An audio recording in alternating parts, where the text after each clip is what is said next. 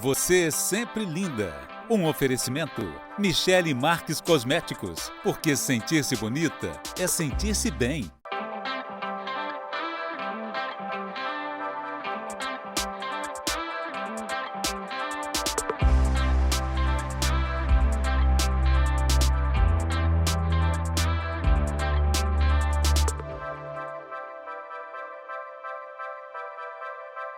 No programa anterior, falamos sobre como as dores podem influenciar de forma negativa e interferir até mesmo no rendimento profissional das pessoas. Vamos continuar tratando sobre este tema e abordar sobre as dores durante a gestação e como amenizá-las por meio da fisioterapia. Thales, voltando então ao nosso tema da semana passada sobre as dores, quais são as síndromes que acompanham comumente a fibromialgia? Nós não podemos pensar na fibromialgia de uma maneira única. A fibromialgia é uma síndrome, é um conjunto de sinais, é um conjunto de sintomas, tá? Então, o que mais conseguimos perceber na fibromialgia é a questão do paciente sempre estar reclamando de dor no corpo, dores no corpo em geral. Então, é dor na cabeça, é dor nas costas, é dor na perna, ele tem uma sensibilidade aumentada. Mas isso em todas as regiões ao mesmo tempo ou é isolado? Um dia dói a cabeça, um dia... Geralmente são mais pontos, né? Ao mesmo tempo. Ela pode acompanhar sim um ponto? Pode. Porém, o mais comum é a fibromialgia atacar mais de um ponto em uma crise, vamos colocar assim. E na maioria dos pacientes, você tem agregado a isso um componente psicológico muito forte. Então, uma pessoa que está mais vulnerável, uma pessoa que está com problema em casa, uma pessoa que está com problema no trabalho. Então, ela nunca vem só a dor no corpo. Ela está acompanhada com mais um pacotinho, vamos brincar assim. No caso do tratamento da fibromialgia, ele é feito com o acompanhamento do psiquiatra? Sim. Além do psiquiatra, nós podemos também colocar junto um nutricionista, um nutrólogo, um fisioterapeuta, um educador físico, porque nós temos que imaginar esse paciente como um todo. Ele não é só uma dor, ele não é só uma cabeça, vamos colocar assim, né? Então nós temos que entrar com uma dieta adequada para esse paciente, porque é uma questão metabólica muito grande que esse paciente tem, então ele tem muita alteração. Então a gente consegue trabalhar também na parte nutricional, nós conseguimos trabalhar muito também com a parte de atividade física, que vai dar uma descarga hormonal nesse paciente, que ele vai se sentir melhor, né? Psicólogos, às vezes medicamentos também, como você mesmo disse, do psiquiatra. Então é rodear esse paciente como um todo, não isolado, só fisioterapia, só psiquiatra. É sempre um paciente que tem que ter uma atenção redobrada, vamos colocar assim. E a fibromialgia, ela tem cura? Ela pode ser curada? O paciente pode ficar livre dos sintomas? É muito difícil. Geralmente o paciente está carregando aquilo ali há um bom tempo, ele vai ficar livre dos sintomas por algum tempo, ok? Mas ele teve alguma alteração novamente, vamos colocar um problema, um estresse. Sempre que tem um gatilho, isso pode voltar. Ela pode voltar. Thales, e no caso da fibromialgia, qual é a sua experiência de idade? Por exemplo, o paciente começa a ser acometido pela fibromialgia em média com quantos anos? Nós temos uma experiência aqui na clínica, principalmente as mulheres, né, igual nós falamos agora, em torno dos seus 40 anos de idade, a gente já começa a perceber essas características da fibromialgia. Vamos falar um pouquinho agora da dor miofascial. Explica para o pessoal que está em casa o que é essa dor miofascial. Aproveitando o gatilho aqui da fibromialgia, a dor miofascial é uma dor presente na fibromialgia, não é? Então, como que a gente caracteriza uma dor miofascial? É uma sensibilidade, é um desconforto na parte muscular, seja essa parte muscular em qualquer ponto do seu corpo. Pode ser nas costas, pode ser na cervical, pode ser nas pernas, pode ser nos braços, né? Então, assim, a característica dela, que nós falamos no programa passado, aqueles pontos, aqueles nódulozinhos, então eles sempre estão presentes numa dor miofascial. Sempre tem aquele músculo embolado que o pessoal brinca aí. E isso é crônico, então, vem ao longo de um tempo se desenvolvendo. pode ser ao longo de um tempo também, mas a gente tem uma dor miofascial que ela é experimentada depois de uma atividade física extenuante. Então, a fadiga, o paciente ele fadiga, o atleta ele fadiga, então ele está experimentando essa dor miofascial também. Thales, e qual é a aplicação da fisioterapia no caso destas dores miofascial? Inicialmente, Michele, nós tentamos equilibrar esse paciente novamente, ok? Às vezes uma postura está inadequada, às vezes ele está com alguma alteração articular, ok? Às vezes até uma própria alteração muscular pode estar levando a essa dor miofascial. Então a gente avalia inicialmente, procuramos o porquê. Qual que é a causa, qual que é a origem dessa dor miofascial? E depois nós entramos com uma parte de terapia manual, com uma parte de eletroterapia, utilizamos muito agulhas de acupuntura para poder estar tirando esses nódulos.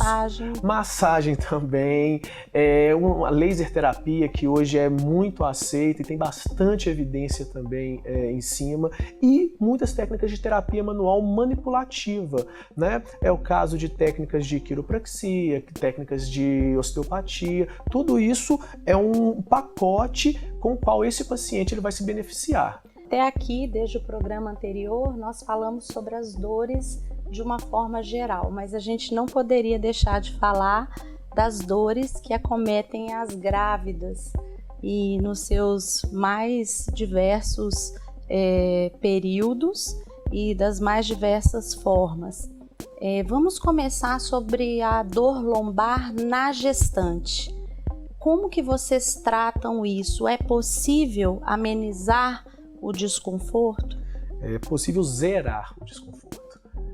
A grávida, gestante, ela tem essa característica, o corpo muda completamente, o centro de gravidade da grávida, ele altera todo. Então o corpo, ele sente isso. Então ele está dando uma resposta, que é a dor, que tem alguma coisa que está errada. Né? Então nós, mais uma vez, conseguindo identificar esse problema, conseguimos tratar, conseguimos zerar, conseguimos deixar essa paciente literalmente sem dor durante o período da gestação. E mais ou menos em qual período elas, na sua experiência, que elas começam a queixar dessas dores? Geralmente depois do 3º mês, 4º mês, onde você começa a ter um desenvolvimento maior da barriga, vamos colocar assim, esse centro de gravidade ele começa a alterar muito. Então aí começam os principais problemas da coluna. Um outro tipo de dor que as grávidas se queixam normalmente são as dores de cabeça.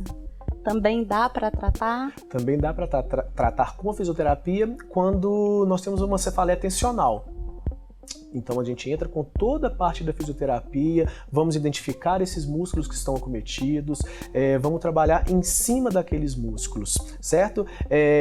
Também tem uma questão metabólica muito grande na grávida, né? Muita coisa alterada. Então a gente precisa de identificar inicialmente qual que é a causa. Se for tensional, nós fisioterapeutas conseguimos trabalhar bem. Se for uma questão metabólica, às vezes associar o trabalho da ginecologia, obstetrícia, junto com o endócrino. E as cãibras? Grávidas reclamam muito das cãibras nas pernas, normalmente após o 6º, 7º mês. Como é que vocês lidam com isso? Essa questão das cãibras, né, ela está muito ligada à questão do retorno venoso também. Então você perde um pouco da questão dessa irrigação boa de sangue, de nutrir bem esse músculo, porque a cãibra nada mais é que uma fadiga dessa musculatura. Então se você tem uma dificuldade desse retorno venoso, vai aparecer cãibra, vai aparecer as dores na perna. Então a partir desse momento, do 3º mês, por exemplo, você já consegue trabalhar uma drenagem linfática, aliviar o peso que essa gestante tem nas pernas. E não tem, então, contraindicações a gestante fazer a drenagem? Ou tem a partir de algum período que ela possa iniciar o tratamento? Por segurança, nós trabalhamos com essa gestante em relação à drenagem linfática a partir do 3º mês. Apesar de não termos nenhum estudo mostrando que não se pode fazer, preferimos, porque é um período antes do 3º mês muito sensível, muito delicado, né, onde está tudo começando ali para a gestante. Então a gente prefere esperar esse tempo para entrar com a drenagem e trazer esses alívios para a gestante. Dores no quadril, isso já é mais para o finalzinho. A fisioterapia também atua? Atua muito. A partir do momento da gravidez, você começa a ter uma secreção de hormônio que chama relaxina.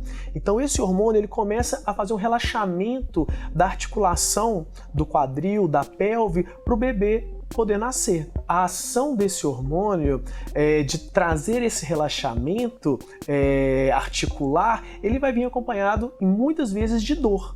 Então nós da fisioterapia conseguimos trabalhar esses sintomas da gestante também, né? E lembrando que depois do nascimento, do parto, o quadril ele vai voltando ao normal e a tendência é essa dor desaparecer. Então ela não vai só até o bebê nascer, ela pode ir além também. Ela pode ir além também, ok? Ela indo além, nós voltamos para a fisioterapia, voltamos para uma avaliação para ver o que restou ali, vamos colocar assim, de alterações articulares, alterações musculares, para podermos trabalhar em cima disso e deixar o paciente sem dor. Nós falamos agora há pouco sobre a drenagem linfática durante a gestação após o 3º mês. E depois que o bebê nascer, a partir de que momento que a mulher pode, de fato, voltar a fazer a drenagem? E vamos falar no caso da cesariana e do parto normal. O parto normal, assim que a paciente sair do hospital, né? A cesariana, a gente sempre espera um retorno médico.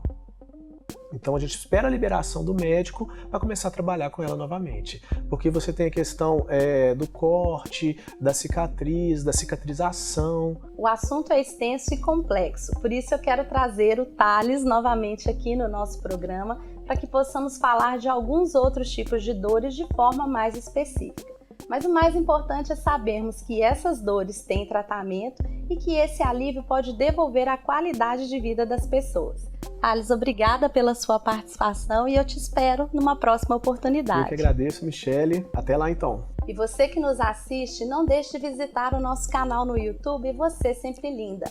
Lá você encontra todas as entrevistas que foram ao ar até hoje e poderá interagir com o nosso convidado enviando para o WhatsApp abaixo a sua pergunta. A resposta será nos próximos programas. Obrigada pela sua companhia e nos vemos no próximo sábado às 1h15 da tarde. Excelente final de semana e até lá! Olá pessoal, hoje eu quero dar uma dica para você que tem muita pelugem pelo seu rosto. Bom, quando você for fazer a sua sobrancelha, opte por escolher um profissional que faça também o trabalho de epilação com linha soft. Que é isso? Talvez você já deva ter visto, tem vários nomes como linha egípcia, linha 3D, enfim. Mas qual é o interessante dela? Que ela vai tirar exatamente toda a pelugem. Às vezes você faz um design de sobrancelha em algum lugar e volta um pouco insatisfeito porque vê ali uma pelugem, às vezes a sobrancelha não destaca tanto. Por quê?